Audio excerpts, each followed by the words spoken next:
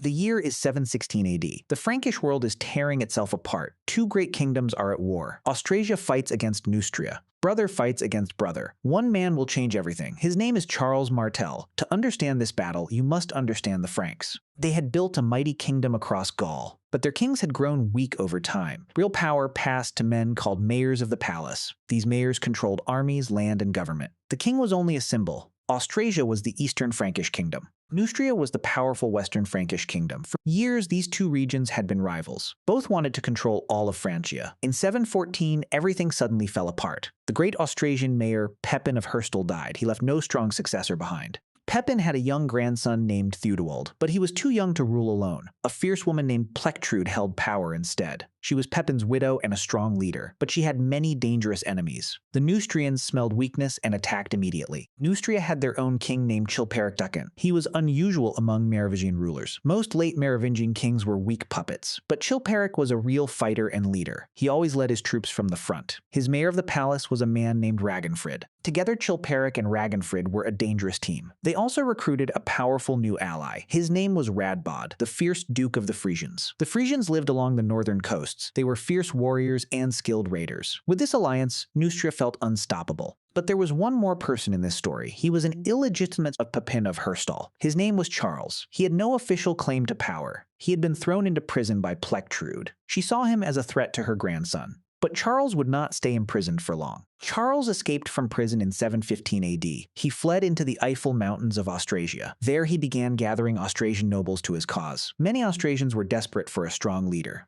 Charles was the last adult male of the Pipinid family. Desperate people rallied behind desperate leaders. The Neustrians meanwhile marched deep into Austrasia. They allied with the Frisians and pushed eastward. They met Charles's forces near Cologne in 716. Charles fought but was badly defeated there. He was forced to retreat into the mountains. It seemed like his cause was finished forever. Chilperic and Ragenfrid celebrated their great victory. They had crushed Charles at Cologne. They forced Plectrude to surrender Austrasia's treasury. They returned to Neustria feeling completely triumphant. Their soldiers marched in high spirits westward. They believed the war was already won, but Charles Martel was not finished. He watched from the mountains with patient eyes. He studied the enemy's movements very carefully. He noticed the Neustrians were overconfident and relaxed. They marched without proper guards or scouts. They had stopped being careful soldiers. Charles made a bold and brilliant decision. He would not fight the Neustrians in open battle. He had already lost that way once before. Instead, he chose the strategy of the hunter. He would let the enemy come to him. He positioned his forces near the Ambleve River. The location was perfect for an ambush. The river valley was narrow and wooded.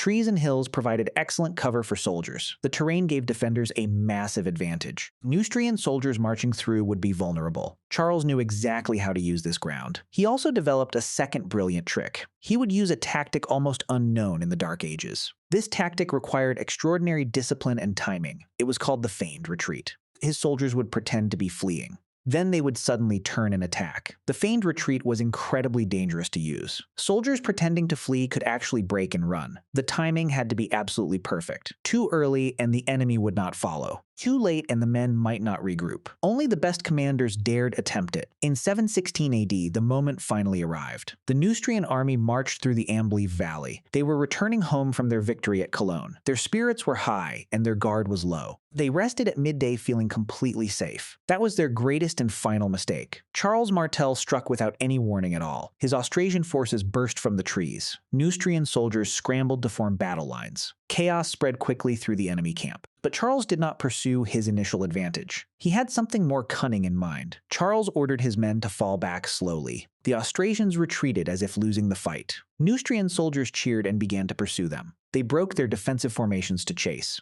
They streamed out of their camps in disorder. The trap was being set perfectly. Then Charles gave the signal to turn and fight. His disciplined Austrasian warriors wheeled around instantly. The pursuing Neustrians crashed into a wall of soldiers. They were suddenly strung out and completely disorganized. Their officers could not reform them in time. The hunter had become the hunted. The fighting was brutal and completely one-sided. Austrasian soldiers cut down the disorganized Neustrians. Chilperic and Ragenfrid tried desperately to restore order, but their men were spread out and panicking badly. The feigned retreat had worked with devastating perfection. Charles Martel had turned defeat into victory. The Neustrians broke completely and fled the battlefield. Their great army scattered in all directions. The annals of Metz recorded very heavy casualties.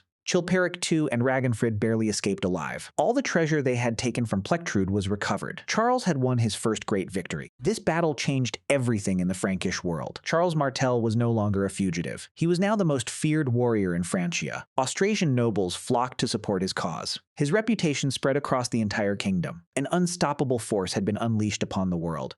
Why did Charles win this remarkable battle? The terrain of the Ambleve Valley was crucial. He chose ground that completely favored his style. The feigned retreat required extraordinary soldier discipline. His men trusted him enough to follow the plan. That trust came from strong and inspiring leadership. The Neustrians lost because of their own success. Victory at Cologne had made them careless and slow. They marched without proper scouts or guards. They rested without posting adequate sentries. Overconfidence is the most dangerous enemy in war. Charles Martel used their pride against them perfectly. The feigned retreat deserves special attention here. Military historians have studied this tactic for centuries. It was one of the Mongols' most famous tactics. But Charles used it centuries before the Mongols. He was the only Dark Ages general known to use it. That fact alone shows his extraordinary genius. After Ambleve, Charles Martel kept winning every battle. He defeated the Neustrians again at Vincy in 717. He crushed them a final time at Soissons in 719. He defeated the Frisians, the Saxons, and the Alemanni. He stopped the Islamic Caliphate at Tours in 732. He never lost another battle again. Charles Martel went on to unite all of Francia. He ruled as mayor without ever claiming the throne.